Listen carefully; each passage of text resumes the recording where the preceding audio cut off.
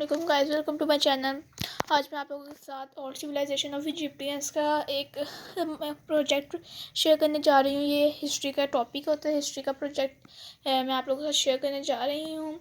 और ये मैं आप लोगों को साथ दिखा देती हूँ। ये इंट्रोडक्शन है इजिप्टियंस का। जब भी आप किसी हिस्ट्री के बारे में लिख रहे हो, किसी हिस्ट्री के टॉपिक के बारे में, तो आप लोगों ने ये 2 पॉइंट्स बहुत अपने दिमाग में रखने के, इंट्रोडक्शन और मैप, और उसके मैप को एक्सप्लेन करना बहुत इंपॉर्टेंट होता है। और मैप मतलब कि वो जो भी मतलब कि जिस भी टॉपिक के बारे में आपको मिला वो थे कौन, वो रहते किधर थे। जैसे कि अगर मैं आप लोगों को इजिप्टियंस के बताऊँ और सिविलाइजेशन ऑफ इजिप्टियंस का, तो इसके अंदर जो इजिप्टियंस थे वो नाइल रिवर के साथ स्टार्ट हुए थे, मतलब कि उन्होंने नाइल रिवर के साथ वो रहते थे। तो इसी तरह मैंने यहाँ पे ये पॉइंट ऐड किया है कि वो नाइल रिवर के साथ रहते थे। देखें आप लोगों को, Egyptians thrived along the Nile river in north east Africa for over 3000 years. तो मतलब कि ये पॉइंट एक बहुत इंपॉर्टेंट पॉइंट है जो कि आप लोगों को लिखना है। और अगर आप पिक्चर सेट कर लेते हैं तो बहुत ज़्यादा ये अच्छा हो जाता है। तो इसी तरह ये मैंने इजिप्टियंस के मैप की पिक्चर लगाई है।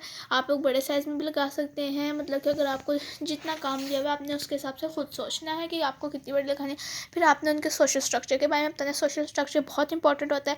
सोशल स्ट्रक्चर में इनकी अगर आप पढ़ें तो डेली लाइफ भी आ जाती है। फिर आपको डेली लाइफ का एक इंपॉर्टेंट पॉइंट मतलब कि लीव नहीं करना पड़ता, वो फिर इसी के अंदर आ जाता है। और ये सोशल स्ट्रक्चर के बारे में कुछ पॉइंट्स, और सोशल स्ट्रक्चर में इनके आप क्लोथिंग लिख सकते हैं कि क्लोथिंग किस तरह की होती है। फूड के बारे में लिख सकते हैं। ये इजिप्टियंस के मोस्ट फेमस फूड्स की मैंने पिक्चर यहाँ पे लगाई हुई है, जो मोस्ट फेमस फूड्स थे, और इनकी क्लोथिंग है।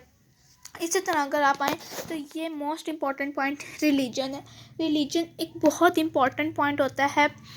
चाहे आप किसी के भी बारे में लिख रहे हैं, रिलीजन बहुत इंपॉर्टेंट है। चाहे आप हिस्ट्री के अलावा उर्दू, इंग्लिश, जिस भी सब्जेक्ट में लिख रहे हैं, तो रिलीजन बहुत ज़्यादा इंपॉर्टेंट हो जाता है।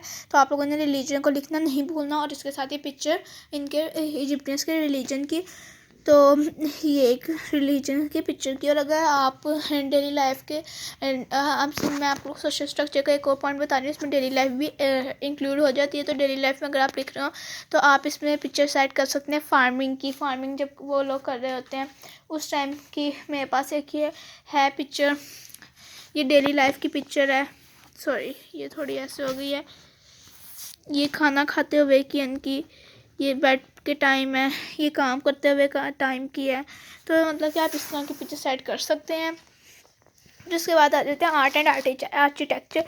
अच्छा, जब आप ये बना रहे हैं तो आपने ये भी बताना है इंट्रोडक्शन में कि फ़ेमस क्यों थे, कि किस लिए फ़ेमस थे। तो अब मैंने यहाँ पे ऊपर बताया हुआ है कि वो किस लिए फ़ेमस थे।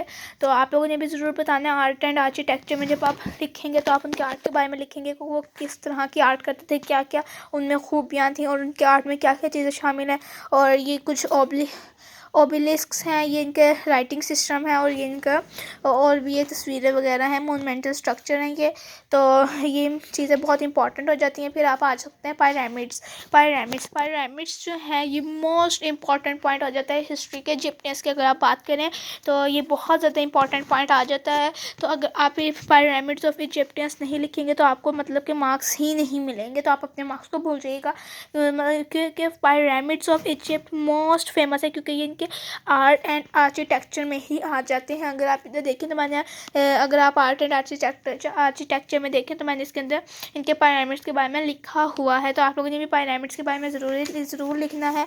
और ये मैंने कुछ पायरामिड्स की तस्वीरें, उनके बारे में कुछ डिटेल्स आपने ज़रूर ऐड करनी है।